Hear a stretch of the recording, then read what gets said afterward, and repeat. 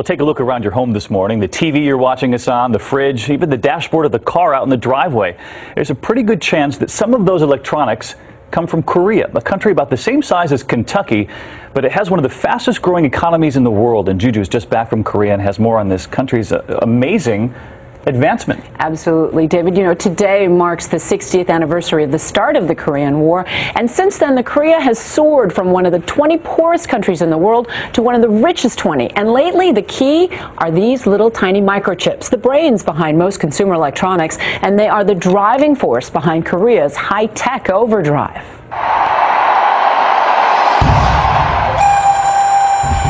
It's a culture steeped in 5,000 years of tradition. But today, pagodas and palaces have given way to a sea of gleaming skyscrapers. This is Seoul, the world's most wired wonderland.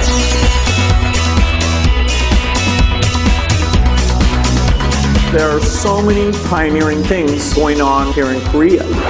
95% of households in South Korea boast broadband internet connection, compared to 60% in the U.S. I'm on it 24/7. Everyone's really obsessed with the most recently released internet gadget. Seoul is a high-tech city dotted with digital screens. They are everywhere, filling over 20,000 internet cafes, and even lining the streets. These are Seoul's new media poles. Large displays offer all kinds of information: maps, news, movie tickets, even an e-photo booth right on the street.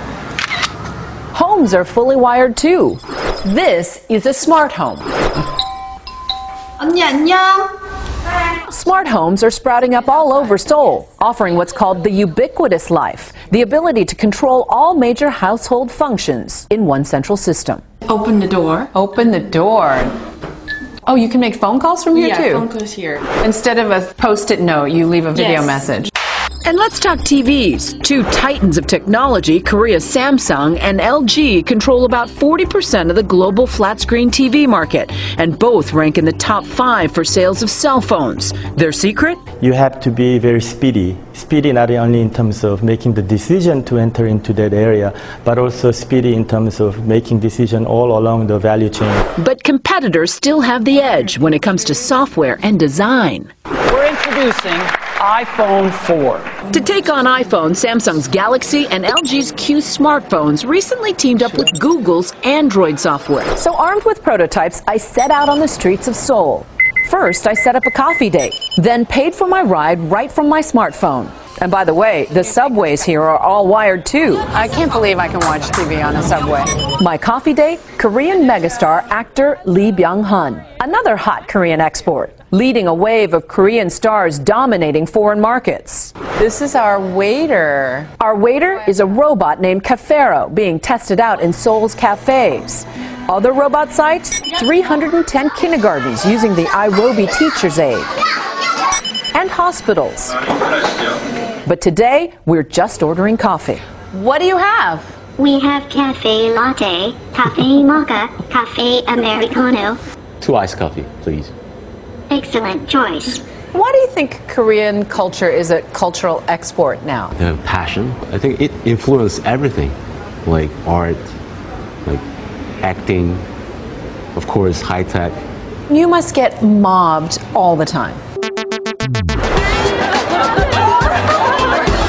We got here. Mobbed with a high-tech response. A trip to the mall turns into a photo, video, and live streaming production. This happens to you everywhere? Actually, I don't go out. A sea of fully wired teens coming of age ahead of its time.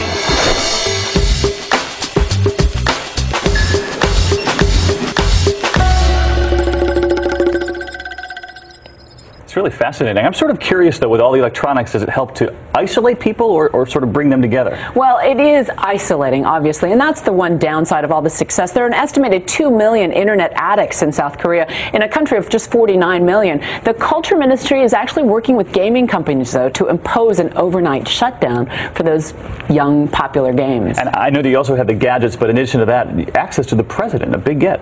On Monday, we're going to be talking to him. He talks about the heightened tensions on the Korean Peninsula. North Korea just announced today there's a no-sail zone, and they had some belligerent language for the U.S. as well. And Monday, we take you to the demilitarized zone between North and South. It's still one of the most heavily fortified borders in the world. All right, well, I'll be watching Monday. Thanks, Juju.